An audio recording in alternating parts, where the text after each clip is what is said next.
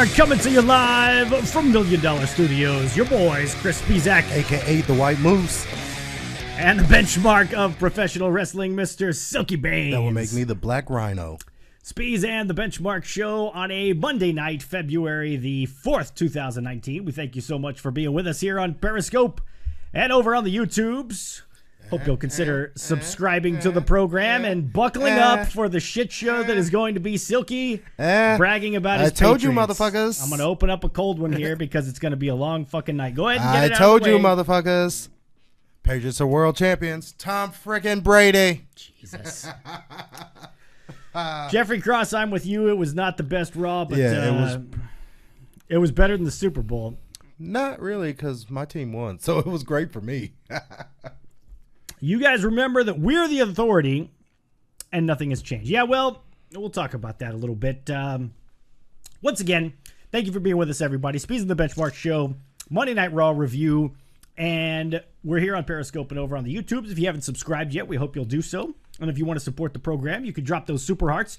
I found out today, Silky, that we have to get 155,000 super hearts per month in order for Periscope to pay us. Dr. Huge had this problem, where if you don't get at least $100 worth of super hearts, then Periscope keeps all that money. They don't just sit on it until you actually get to 100? No, if you don't get the $100, like if you get $99 worth of super hearts for the month, Periscope keeps all $99.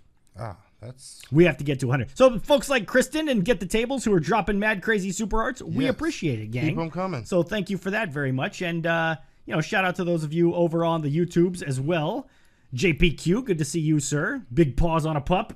Yeah. And check out his podcast as well. He's got a new podcast going, so everybody's doing a podcast nowadays. We're glad you're here for ours.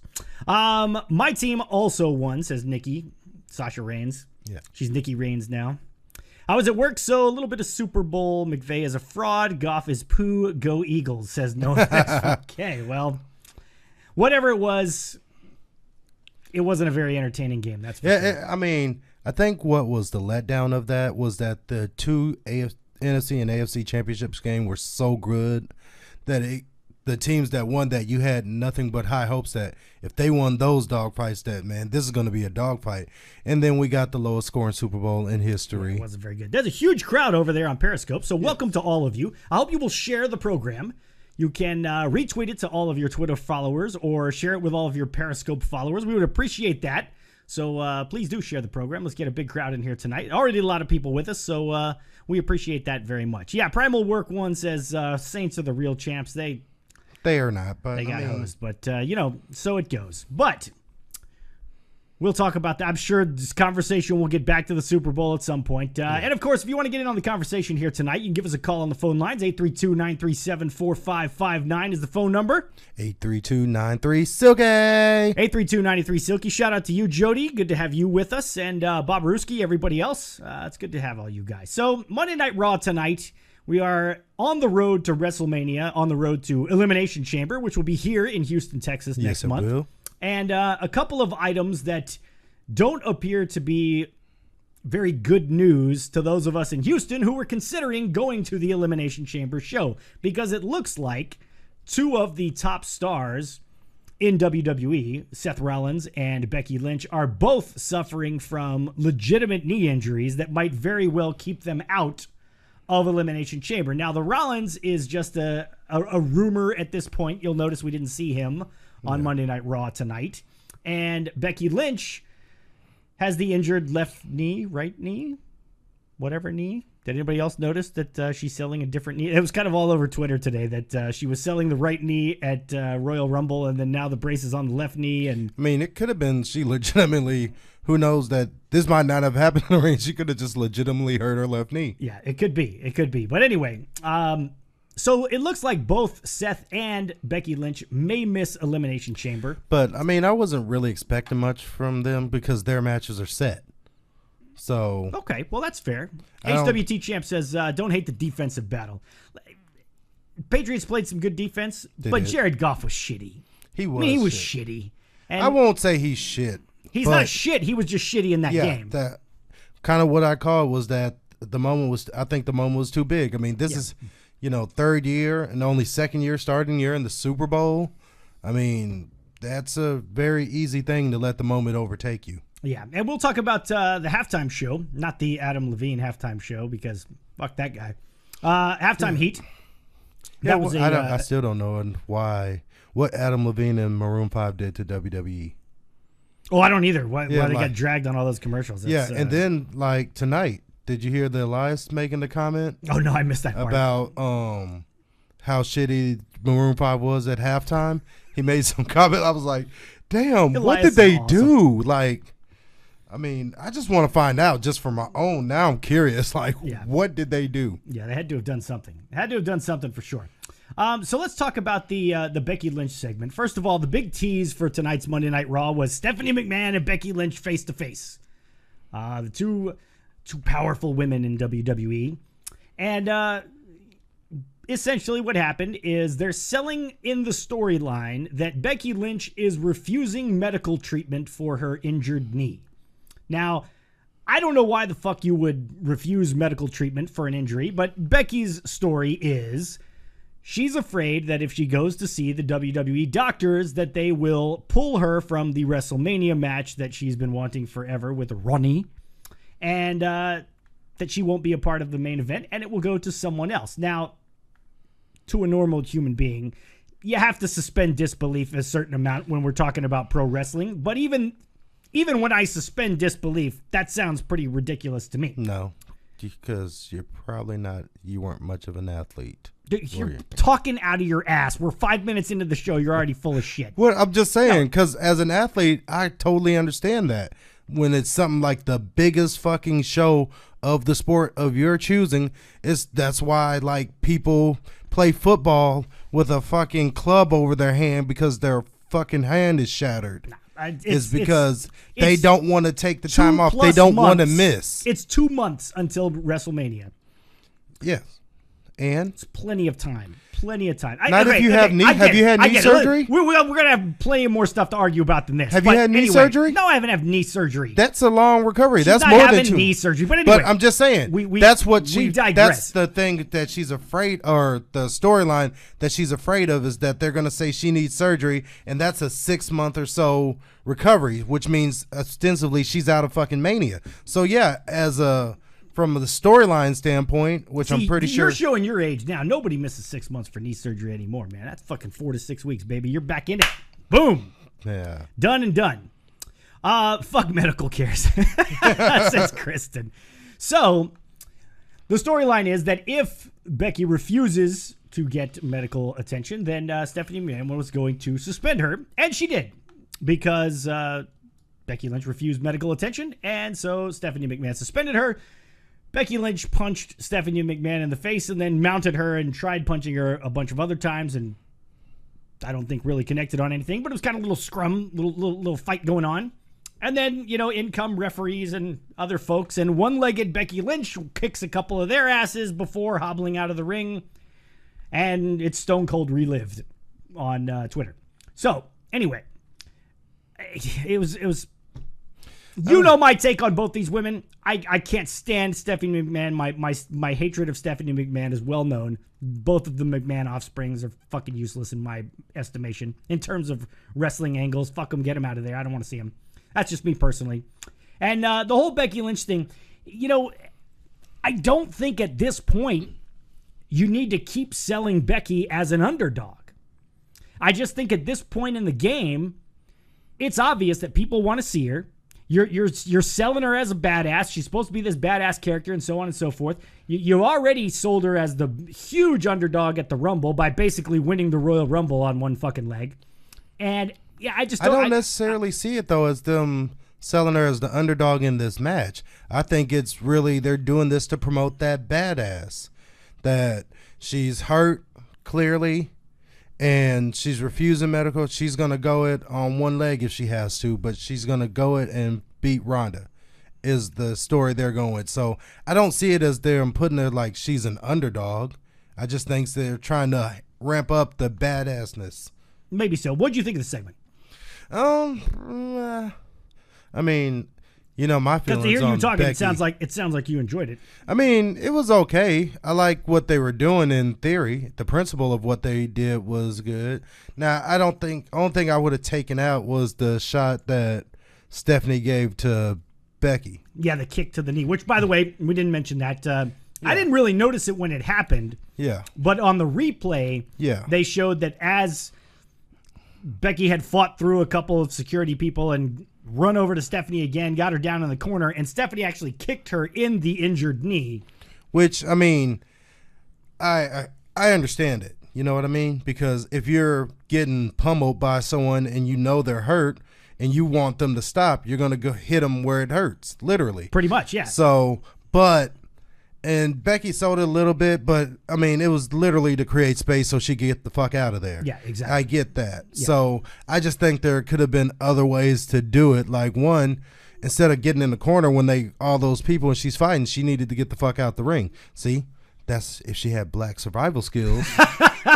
She would have got the fuck out the ring right after they pulled her off. Like, why would you stay in the ring? Obviously, this bitch did not want to give you a hug. Yeah. So now, Get the Tables does point out that Becky Lynch did not give Stephanie a stunner, and so I don't have to retire from the program, as I said I would in the Get the Tables chat the other day.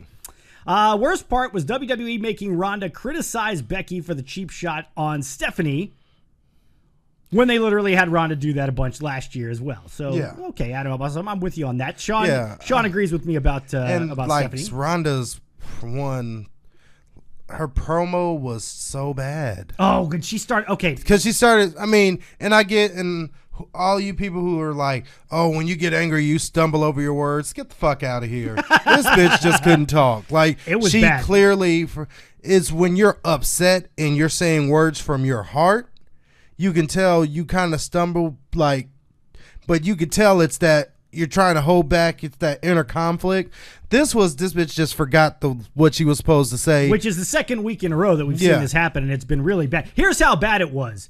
The Smart to Death guys actually agreed with me. I know. That's how fucking bad it was. They said, Speez, I'm starting to come around with you on Ronda Rousey because I've been critical of her promos from the get-go. I thought it was her weak spot, and it still is. I mean, and it is going to be her weak spot, and I get that. I mean, you can't – no one's perfect at everything, especially starting off. So, it's true. I mean, there's a little leeway to how bad, because I've been defending her a lot, but how bad – like, this was pretty bad. Like, this wasn't like the promo in the back where it was just kind of – it was – not good. This but was really... this was like bad, and then it was so short. Like, she didn't have any. What saved that last promo last week with Becky was Bayley coming out. No, I'm not talking. Well, Bayley saved that part, but the one when Becky and Ronda were face to face at the end. Yeah. It was pretty bad, and then she got like you could see that she was speaking from her her feelings and stuff, and that's when it got better. Like, she totally owned Becky on that last segment, and that's what saved it, because you could tell when it's something she had versus something they told her to say. That's all scripted. Yeah, exactly right. And to be fair, Raven's Blood points out that Stephanie had to get a shot in because she created women's wrestling, so she has to do what that's got to happen. DX says any sport requires clearance by medical staff to be able to compete. It made Becky look stupid. What do you think about that? Because that is true. I mean, you've got to have medical clearance in order to compete. So the idea that she's just going to say, fuck you, I'm not going to see doctors, again, it's beyond that point of things that I'm willing to just say, okay, fine, I'll suspend disbelief, blah, blah, blah. But what probably will happen is they'll end up doing the whole hold harmless agreement thing if she refuses, just keeps on refusing, because basically, I see this as a fucking chicken fight right now. Who's going to give first? Because on one hand, Becky doesn't want to lose this match, but she wants to stand her ground. She doesn't want to go see the doctor. And it could be a little nod to the whole thing of, like, the reports that Daniel Bryan was cleared actually a year before WWE doctors cleared him. Right. And so she didn't want to deal with that. And then you have the WWE standpoint of they want her to go, make sure she's okay, but they also don't want to lose this main event. That's true.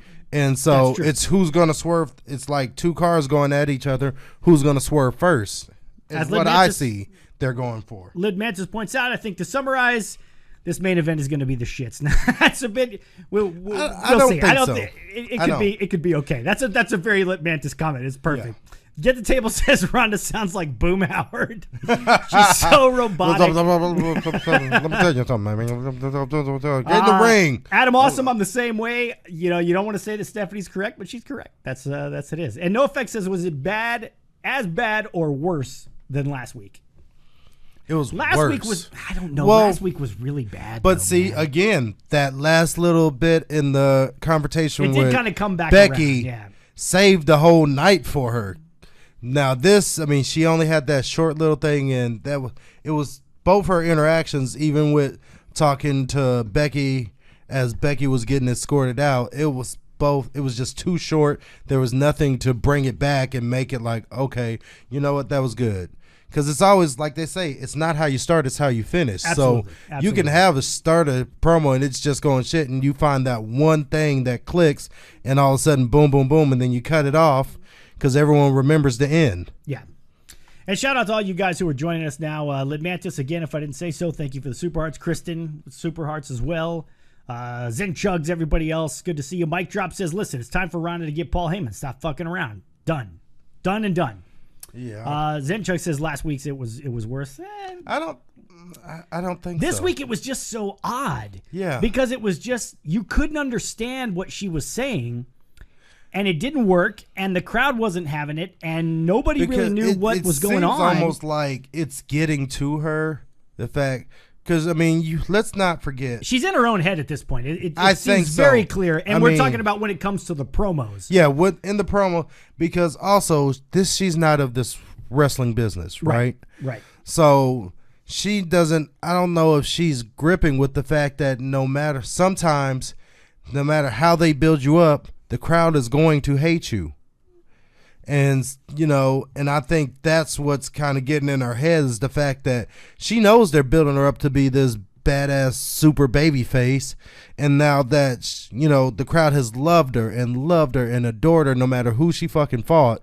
And then she gets in with Becky.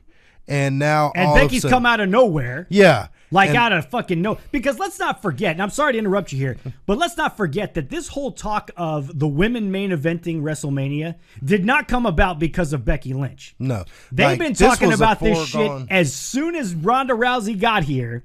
It was, we're going to get Ronda and Charlotte in the main event of WrestleMania. Yes. That's it. That was the plan, right away. Literally before Survivor Series and before, all that happened, that was like the thing. Like, it was foregone in my mind, at least, that it was going to be Ronda and Charlotte at Mania. And that's not a knock against Becky Lynch. I mean, that's the way that they've been grooming Ronda for this moment. And I think in Ronda's mind, and I don't want to speak for what Ronda's thinking. I have no fucking idea. But if you look at the way that she's reacting, it seems like the plan was to get Ronda to WrestleMania as the babyface over badass champion.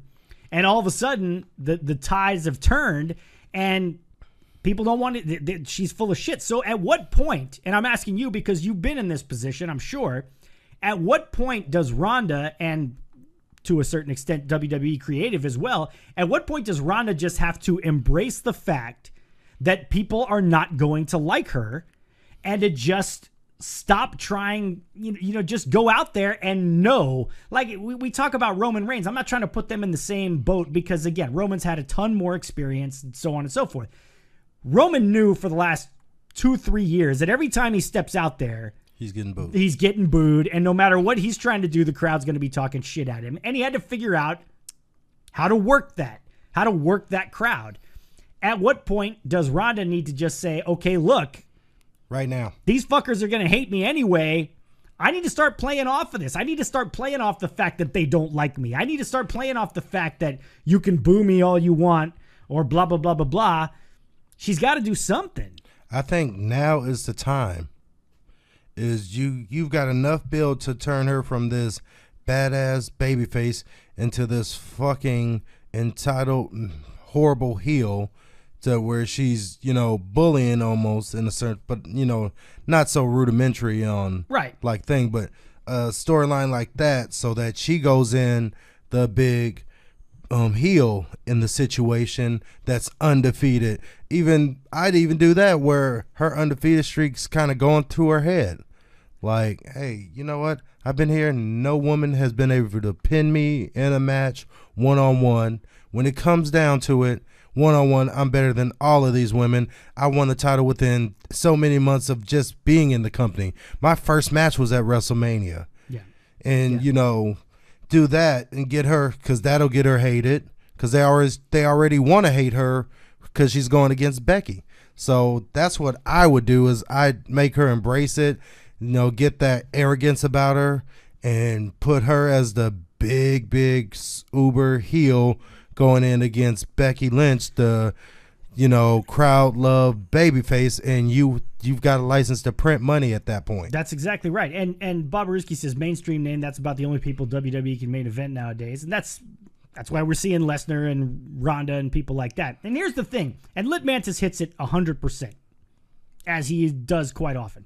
First of all, about Ronda being a mark, and she totally is. And that's fine. Yeah. I mean, the whole thing with Sasha just basically showed you what a huge wrestling fan she is. Yeah. And she gets caught up in being a fan sometimes. So, you know, at some point she's going to have to stop being a fan and start being a wrestler and start, you know, taking charge and saying, fuck these people. I'm just going to go out there and rip them a new one, whatever the case may be.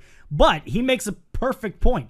Ronda was a fucking villain in UFC. There's no question about it. If you watch Ronda in UFC, yeah, she loved the fact that, and I fucking hated Ronda. The whole, I'm not going to shake your hand, to fucking mean mugging everybody, you know, all this shit. Like, she was a straight up fucking WWE killer fucking heel in UFC. And I have yet to figure out why she's not that person in WWE. Now, obviously, somebody's telling her to try to be something else. I don't think she would, you know, if they said just go out and be UFC Ronda. Or maybe they have told her that, and she's just not getting it. But whatever the case may be, she's shown us in the past that she can be a badass heel because we saw it in UFC. Yeah. And I think that's where a lot of the frustration is coming with the fans. They're like, look, we've seen you do this before. Just fucking do it again. Yeah, I think that once they do that and they make her this heel, it's gonna be just amazing. Just the match and the psychology of now she can be as brutal as she wants to be and stuff like that. She doesn't have to sell as much, and she can, you know, do the snide little comments like she was doing, because that was a heel to me. That promo with Becky last week was almost like heel Ronda, because it's everything a fucking heel would say. That's right. You know what I mean? And even somebody in the chat, Mike Drop, said it. Who was it? No, it was Raven's Blood. Ronda Rousey has mainstream appeal. Ronda attacked the fans a little bit. Could we see a bit of a heel turn there? That's what she's got to do. Yeah. I mean, that's exactly what she's got to do. And if you look, she's trying to keep up with Becky on Twitter, and I don't follow so much of that on Twitter, but the shit that she's doing on Twitter is essentially the same kind of thing that she can be doing in the live promos, but it's just not coming out there. Eddie says she's not even a good wrestler. You know, she's getting there. Yeah, she's getting there. I mean, she's had, for the amount of experience she has, I guarantee you anyone in that chat room, if they put them in that same spot, they would fail miserably. No offense, all. No, you know I love you all. I can't even imagine. I mean, dude, it's just to be put on that level. That's like me being a big Patriots fan, and then all of a sudden I'm playing for the Patriots in the championship game. I would shit the bed. I'm not. I mean, because one, I'm not. I didn't grow up playing football. I know how, and, you know, serviceable, but, you know, I wouldn't be a star. And plus, I'd be overtaken by the moment of being in this big thing that's, you know, seen in multiple countries and all of that. Yeah. No, I agree with you. And a lot of people are asking about Shayna Baszler and the Four Horsewomen and so on and so forth. That's not happening before Mania. No, that's not happening. It's too late in the game to start try to build that into the. I mean, maybe at Mania. Maybe at Mania. And then, but yeah, because Becky's one of them. So that would be interesting, kind of like a la Sting and Triple H from Mania a few years back, where the NWO and then DX and all that. Out, yeah. So that would be kind of dope to think that, you know, Shayna, Jessamine, and Marina come out, and then here comes Bayley, Sasha, and Charlotte, and you have just for that 1 second, you have that stare off of all 4 of them, and then boom, shenanigans happens until you get to a finish. Shenanigans, exactly. Shenanigans. All right, well, we're without our boy DJ tonight on the phone line, so we're going to take the anonymous caller here on the program. What's going on, caller? You're on with Speez of the Benchmark. How's it going? All right, gentlemen, I have to say one thing. I'm very proud, very, very proud of Patriots. Very proud. Of course you are. And And who's you know this? the one thing that- Who's this that we're talking to? This is a macho maniac. Okay, then. Well, go on with your kissing ass of the And, Patriots, because Silky's going to love every second of it, yes. I'm sure. So the Patriots proved one thing that I have to share with you both. It goes to show you that when you're with Trump, you're a winner all the time. Okay. We were talking about heel promos, and here we go, right? Well, all right then. Okay. So what about the previous 5 Super Bowl wins when Trump wasn't president? What's going on there? Oh, our caller bailed out already. Well, there you go. So apparently, stick with Trump and you'll win Super Bowls. That was the point of that promo. So What thank the you, caller. fuck was that? That's what happens, DJ, when you're not with us. So if Yes, you're watching the DJ replay of the program, we DJ, need this you is here totally screening your the fault. calls. This is totally your fault. This guy's probably not from Boston either. So, okay then. So anyway, back to the 4 horsewomen. Now, again, I've seen a lot of chat about this, about how, well, that could be what saves Ronda. That could be what keeps Ronda from having to go out there and take on Becky one-on-one in these promo battles because she just can't, and so on and so forth. I mean, if last week was any indication, I think if, like, given the right bullet points, I think she can hold her own on the mic with Becky, because from what I've seen, this is just my opinion, what I've seen is the fact that on the mic, Becky hasn't said shit to make me say, wow. You know what I mean? Now, Ronda has. Now, on Twitter, it's a different story, but, you know, anyone can be clever on Twitter. Badass on Twitter. Because of the fact that you can literally type it out, read it to yourself, and if it doesn't sound right, you know, you can erase and do it. But when you're out there in front of fans, that's when it's live. That's what matters. And in my opinion, going by war of words, it's Ronda winning right now. Yeah, well, I mean, that line last week I thought was great. The whole, how long have you been the man? Because I've been a household name for a day. That was fucking brilliant. I love that. But yeah, the other thing of it is, it would appear as though we're not going to see Becky Lynch until WrestleMania. I mean, it could very well be that, and when I say we're not going to see her, we're not going to see her in action until WrestleMania. Now, I can't say that 100%, but it certainly seems to be headed in that direction. So that's another. I'm not actually mad at that. No, again, I've said it before. Like, it's great when you're there occasionally, and when you are there, it's a huge deal. Yeah, and I think that also, I mean, with a match like this, you gotta, like, I wouldn't have Ronda fighting anymore. No, the Ronda thing tonight. And again, for those of you who come to us for your Raw recap, essentially what happened is after Becky started talking all kinds of shit to Stephanie and so on, and then she had a little face-to-face with Ronda backstage, and Ronda came out and beat Liv Morgan and Sarah Logan. Did I get their names right? Yes. I always fuck up their last names and I get them backwards because I always want to say Liv Tyler. That's because of the actress, Smith's, and all that shit. I gotta get them next time. But anyway, beat Liv Morgan. Apparently hadn't had enough, so then she fought Sarah Logan and beat her as well. And Ruby Riott didn't want any, so she didn't end up fighting her. But again, making Ronda look fantastic and still squashing people, kicking the shit out of people, and that's what they're gonna do. So, what were you gonna say? I think that, like I say, if it was me, that would be the last time we see her, except outside of promos and shit like that, promo packages that you can build up. Because one, when it's such a big, you're talking about the possibility of doing something that hasn't been done, which is main eventing this WrestleMania with the women's championship match. Right. You don't want to take any chances I agree. Because when you're wrestling that many times, considering that I know Ronda has been wrestling the house shows, but even if you pull it from the house shows, that's still once a week you're wrestling. And anytime you get in that ring, I've been in the ring and seen, I think we told the story before, of my brother who blew out his knee taking an atomic drop. It's a risk every week. Yeah, it's a risk every week. And then all of a sudden, boom, this main event, everything comes crumbling down. So I would take them both off working and just do hype packages, maybe sit downs with both of them where they can verbally spar to build up the hype until Mania. Keep her in the damn performance center, says Babaruski. All right, a couple questions in the chat room I want to get to. Is there, NoFX fan says he's got Mania ending with Ronda tapping to Becky Lynch. I think Becky Lynch winning is what most of us would say is the most likely outcome.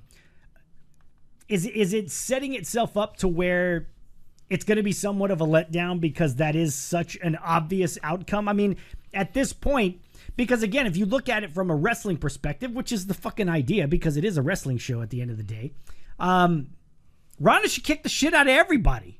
I mean, there's really, if you look at it from a wrestling perspective, again, I don't give Becky Lynch a fucking chance in hell against Ronda Rousey. It's the Finn Balor, Brock Lesnar thing, although it's not the physical size difference that we saw with those two. But in terms of fighting ability, I mean, you could make that argument for Ronda Rousey against anybody on the WWE roster if that was the case because, you know, she's a fucking UFC fighter. But again, I look at Ronda versus Becky Lynch, I say there's no fucking way Becky Lynch is winning that match. But given the nature of the way Becky's getting over with the fans and the way that Becky's being pushed and the odds she keeps overcoming, it really does look like Ronda picking up the win would be a major upset at this point. Would you agree? I wouldn't say it'd be an upset just because, I mean... Major surprise, maybe? I wouldn't even say it's a surprise. You don't think so? No. Because, I would be very surprised. If you asked me right now today, I would be very surprised if Ronda Rousey came out beating Becky Lynch at WrestleMania.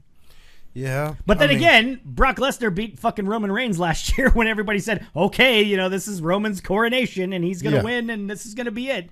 I mean, we've seen it happen before, but I don't know, man. It just seems like the likely outcome.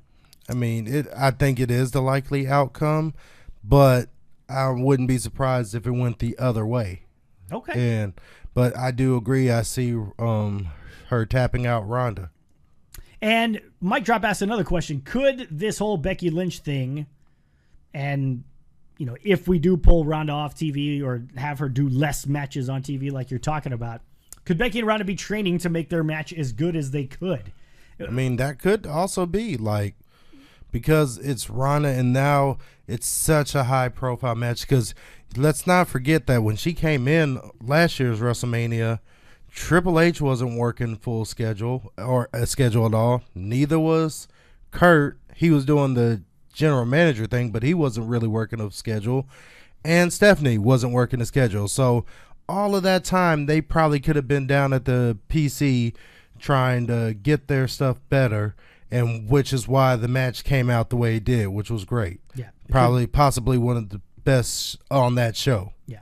And so who's to say you pull them both off and then they can be down at the Performance Center getting their timing and stuff like that? Because I'm not a big proponent for practicing a match unless it's with someone that doesn't have the experience. Legit needs the practice. Yeah. Yeah, exactly. So if they don't have that experience, like you were there when we had the Ultimate Fan.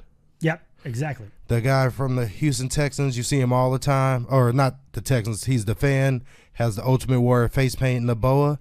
When we had him wrestle and I trained him, it was like a spot for spot, like this is how we're going to get through this. Map the whole thing out. Yeah, we mapped the whole thing out, and he worked with the talent that he was working with, and it was a phenomenal match. Yeah. So with Ronda on that level, I think you need to do that, and you need them both going over the match and as much as possible.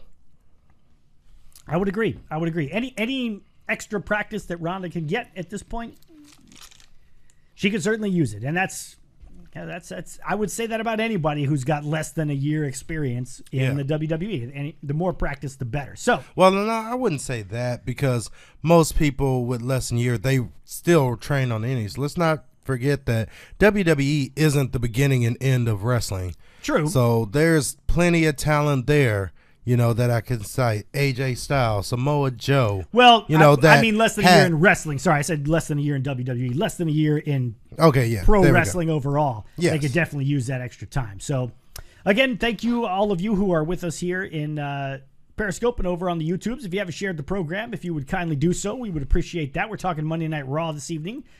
We spent quite a bit of time on Becky and Ronda. Let's move along to the other women's matches that were going on tonight. We had a qualifying match for the Elimination Chamber tag team match where we will crown the first ever women's tag team champions.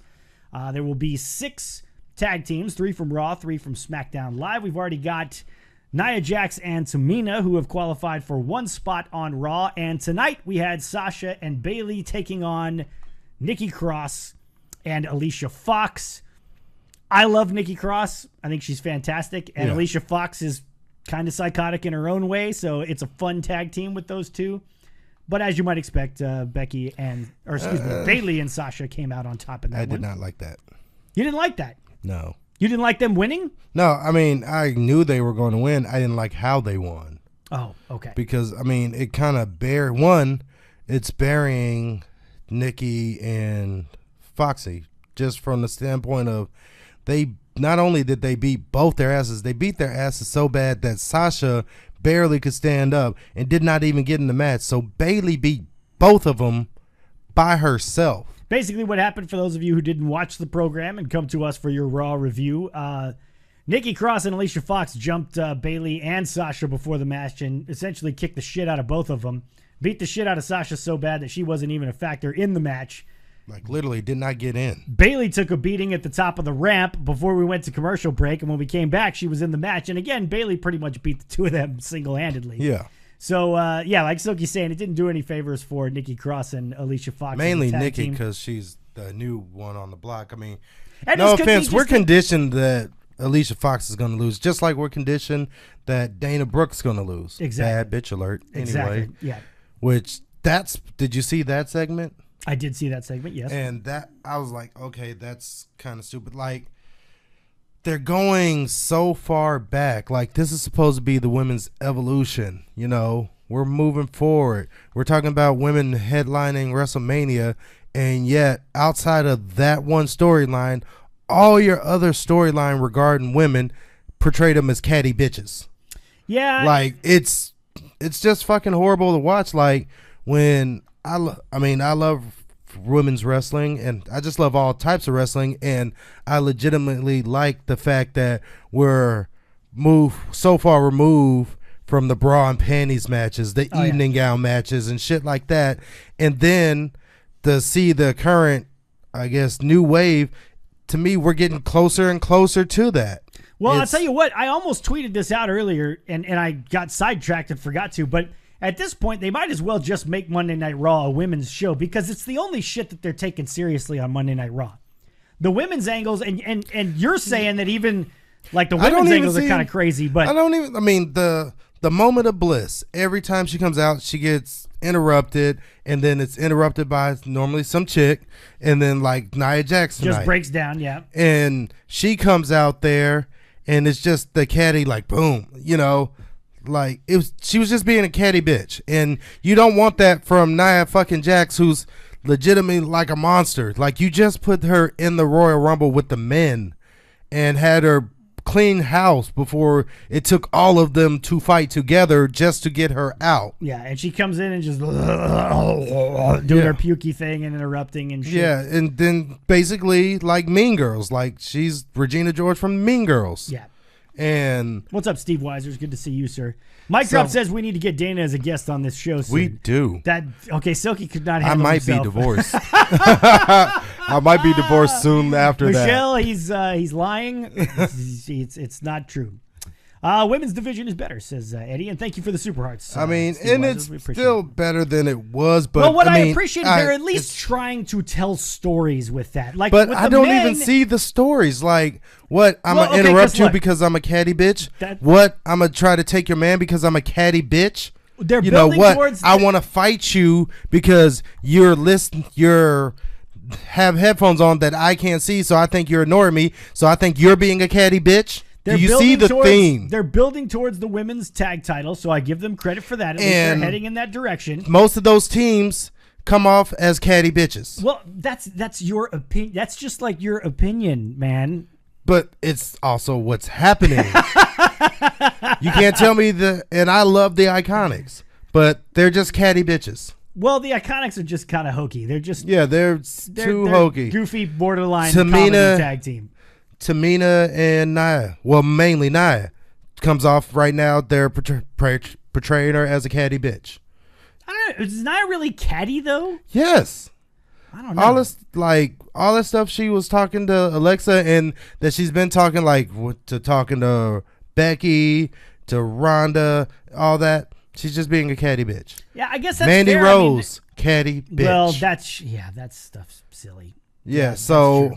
Well, I say that they're at least trying because one of the other matches that we had tonight from the men's side was, well, let's get to the tag team first of all, because it was something that I could actually celebrate for a change. Because my boys, the Revival, have yet another fucking tag team title shot because they won the Four Corners tag team match. Where's my say yes? Say yeah!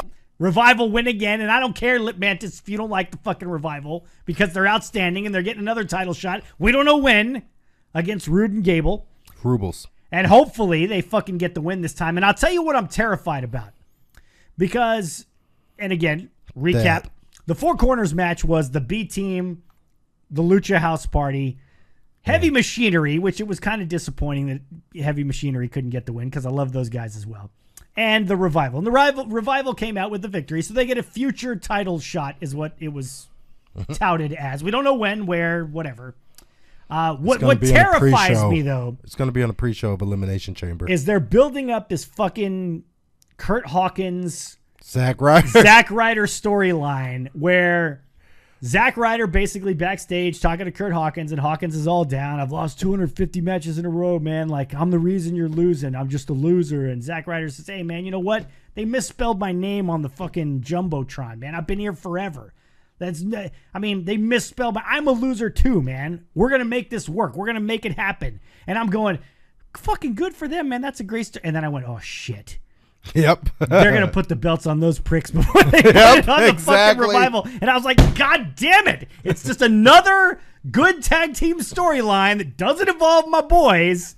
Yep. I can totally see that. I could totally see it happening as well. Say no, says Adam Awesome. No.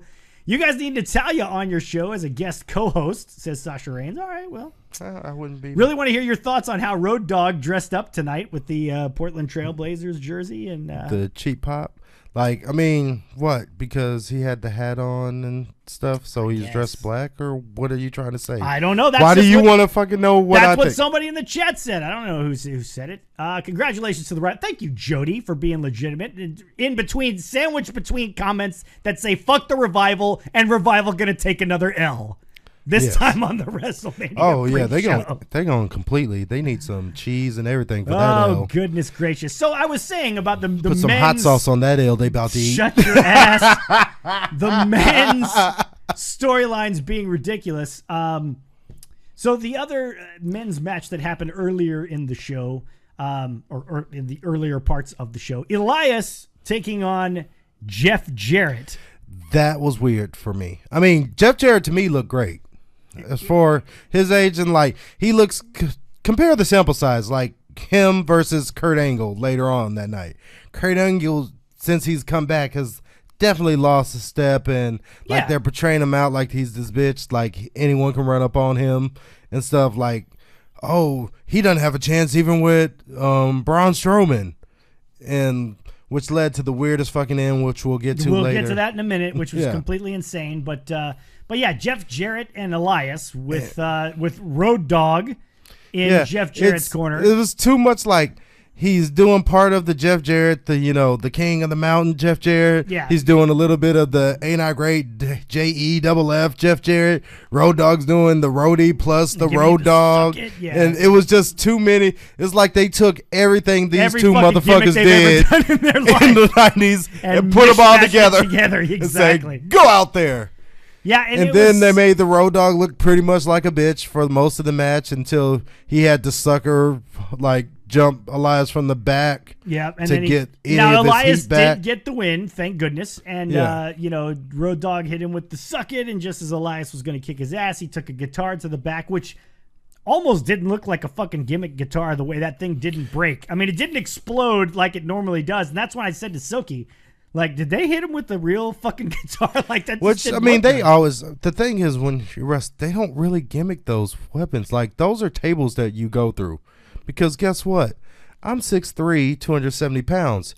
If I was to jump through this table, it will break. No, I'm with you. Any fucking table, except for there was once where I wrestled a spot where the tables were literally solid oak doors that they affixed legs to turn them into tables. That one did not break. Yeah, that's fucked up. And it hurt. They're going to get a title shot. The Revival Will says no effects against Braun and Angle. Have fun. Yeah. We do need a sound effect for Otis Dozovich sooner rather than later. Where's Otis' section tonight, by the way? Miss seeing his picture in the alert there. I think he gave us some Super Hearts earlier. Well, he's good like that. When will those NXT call-ups be assigned to a brand already? Yeah. We almost had EC3 announcing what brand he was going to be on.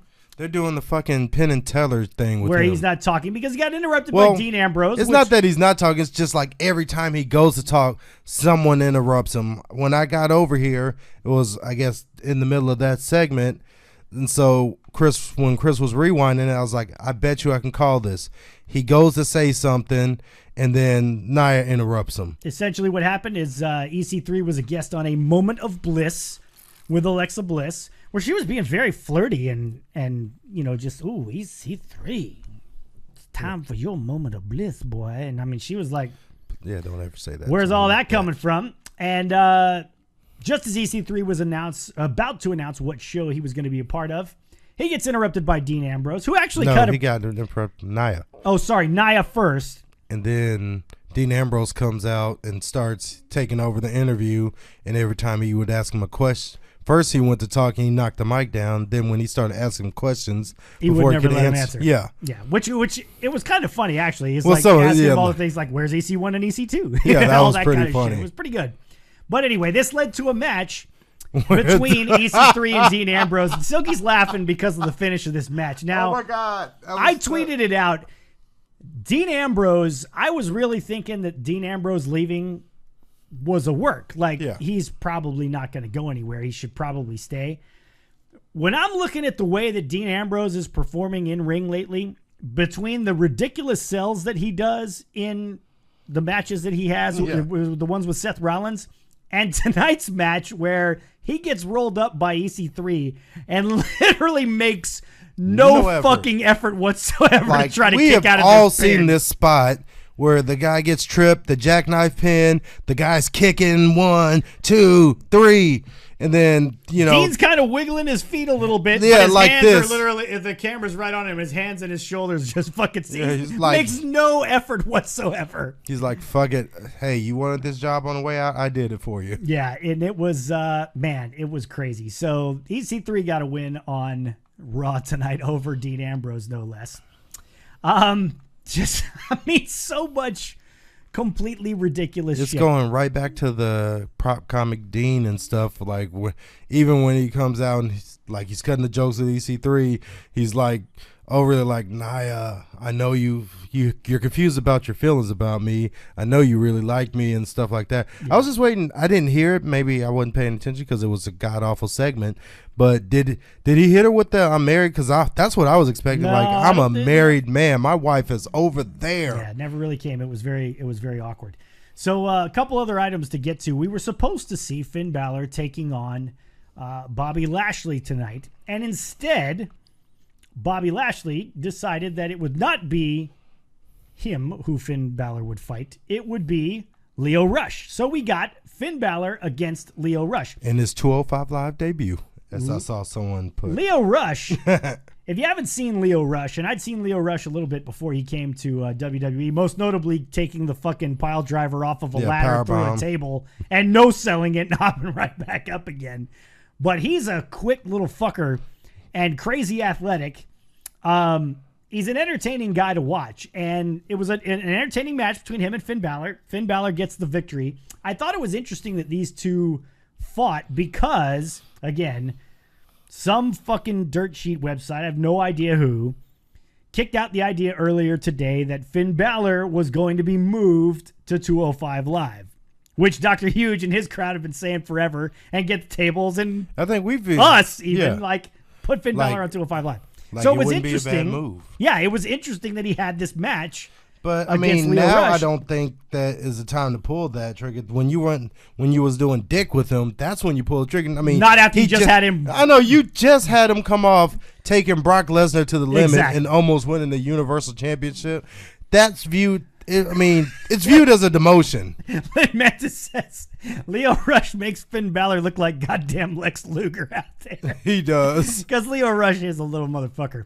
But anyway, entertaining match between those two, and I thought it was interesting that those two would fight on the same day. That earlier in the day, we got an announcement. We got a rumor that Finn Balor might be headed to 205 Live. I wouldn't hold my breath for those of you waiting to see that, but we shall see.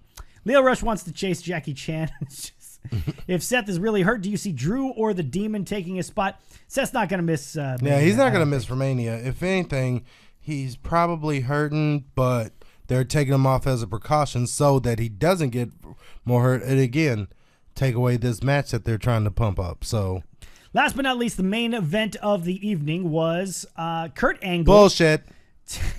Kurt Angle teaming up with Braun Strowman to take on the team of Baron Corbin and Drew McIntyre. It was not that bad. It was that bad. I mean, I have never, and I've watched wrestling for years. I've been a wrestler for 15 years. I have never seen a match end on a DQ because the non-legal man got involved in the match. Yeah. If that's the case, why the fuck wasn't it every fucking match that happens in WWE would or be a fucking just DQ. Even if we break it down to just that match, why wasn't it when Kurt Angle hit the Angle Slam and then fucking Drew McIntyre came and broke it up? Why wasn't that a DQ? I totally agree. Like, it was so, and then Baron Corbin just made it so much fucking worse because I was like, oh, this motherfucker here. They can't do this. They can't possibly do it. All these niggas did that shit. Like, it was so bad. Like, when he stands up there, you can't touch me. It's going to be a disqualification. Yeah. I was like, oh, man. Stop putting Baron Corbin in the main event 2019, says yes. So this whole thing got set up because Kurt Angle came out, and, you know, the tease was that Kurt Angle was going to speak on his future in WWE. And it sounded like, based on the way the promo was going, that Kurt Angle was on his way out, that he was about to announce his retirement because he was talking about how he's fought some great opponents over the years, but the toughest one is Father Time, and nobody wins that battle. And just as you think, you might want to get the Kleenex box ready because Angle's going to announce his retirement, out comes Baron Corbin to start talking some shit. They laid it in, too, like, with him walking in and, like, Mickie James just walks up and hugs him, which, I mean... Not a bad thing with Kurt Angle. And then Apollo Crews just like, I don't know what you're about to say, but, I'm just glad you're here, blah, blah, blah. Like, it was set up to be Kurt Angle's retirement announcement. Yeah, very much so. So Corbin comes out to start talking shit, and then Drew McIntyre comes out to start talking shit, and who has Kurt Angle's back but Braun Strowman? And so Strowman shows up, and as Silky said, we got this tag team match, this impromptu tag team match as our main event. To which they further denigrated Kurt Angle because now this man is not only a legit Olympic champion, a fucking former multiple-time world champion in WWE, even in the places they don't fucking recognize, and they made him seem like he was just some little bitch. Like, you have fucking Braun Strowman, like Braun fucking Strowman as your partner. Chris, you could win that match with Braun Strowman as your partner. That's right. Nicholas did it. Yes, a fucking 10-year-old Nicholas did it. So you're telling me that the 10-year-old is better than Kurt Angle? Because they were like interviewing people like I interviewed Apollo Crews. Do you think he has a chance? And when he was like, it's Kurt Angle, of course he has a chance. And then they'd be like, but he's basically the paraphrase of that conversation was, do you think Kurt Angle's going to win? Of course, he's Kurt Angle. He always has a shot. But Kurt Angle's a little bitch. So you sure? That's pretty much what I got from that interview with Apollo Crews. Yeah, it was not a very good match. Again, the match ended in a disqualification where the non-legal man got involved in the match. And when we say involved, it's not like the non-legal man went and grabbed a chair and fucking crushed somebody with it. No, it was literally like he just punched him in the mouth and threw him over the top rope, and then they called for a disqualification. After fucking Constable or that doofus Baron Corbin fucking, oh, you can't touch me, it'll be a disqualification. Like almost as if you just told the whole finish. Because once you said that, I was not even thinking disqualification. I can understand, like, keep him away and stuff. And maybe even do it where if they're going to do that disqualification, they should have done it where he just gets him in the corner and just starts beating the shit out of him and doesn't break. Like, the ref's like, 1, 2, 3, gets to 5 and like, you know what, I'm throwing it out. Yeah. But for literally just giving him a shot and then throwing him over the top rope, it's a fucking DQ. And then it was just, I mean, they didn't do Kurt any favors because they made him look like a bitch this whole match. And then even after, he needed Braun to help him because he was about to get beat up. Yeah, it was it was garbage. What we're saying, folks, it was a pretty big steaming turd of an episode of Raw tonight. And Monday Night Raw has sucked. And it sucked again tonight. So that's just the fact of the matter. And no. No, Lit Mantis, I don't hate the fact it's that a goddamn abortion and a disgrace. Okay, yes, it was not a very good show. So I'm trying to think of any other sounders we have. What did you would you say? We'll just find just because to those who say that that Monday Night Raw really wasn't that bad tonight. What the fuck are you talking about? This just wasn't very good. Anyway, enough of that shit. Okay. He's just having fun tonight. I was. So anyway, if our show was kind of a mess tonight, it's because Raw was kind of a mess, and that's just the way it was. And no, Lit Mantis, I don't hate you that's saying that Roman Reigns held Raw together. It is a pretty big fucking mess now that he's gone. It was it was a smaller mess when he was there, but you're right. I mean, it's like a dumpster fire. That shit is hot trash. It was all over the place. Jody, it was a freaking mess. Steve Weiser's, it was a shit show. It was but it's over now.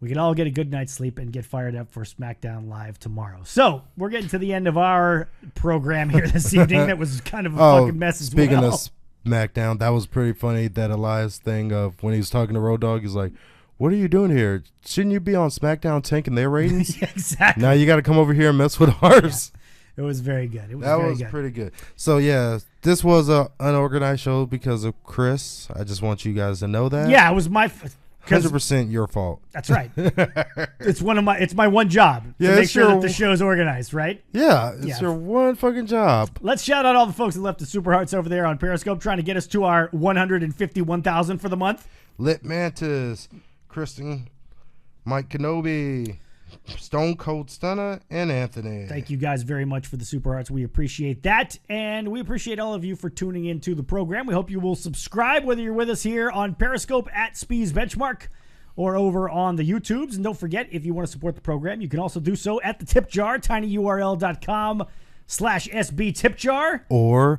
you can buy a t-shirt. That's right. The Warning Heel Turn Imminent t-shirt that are here in $1 Million Studios, but the cleaning crew came through, and God only knows. I got to talk to those guys, get them to stop moving shit around.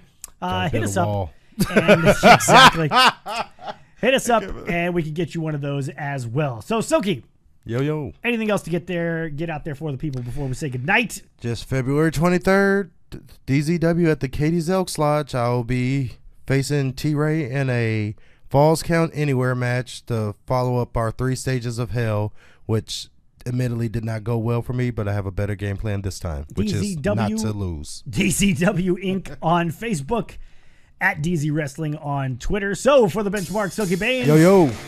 Chris Bezak. We will see you Thursday night, 8 p.m. Central, here on Periscope and over on the YouTube. We thank you so much for being with us. We'll see you next time right here on the Speez and the Benchmark Show. Good night, everybody.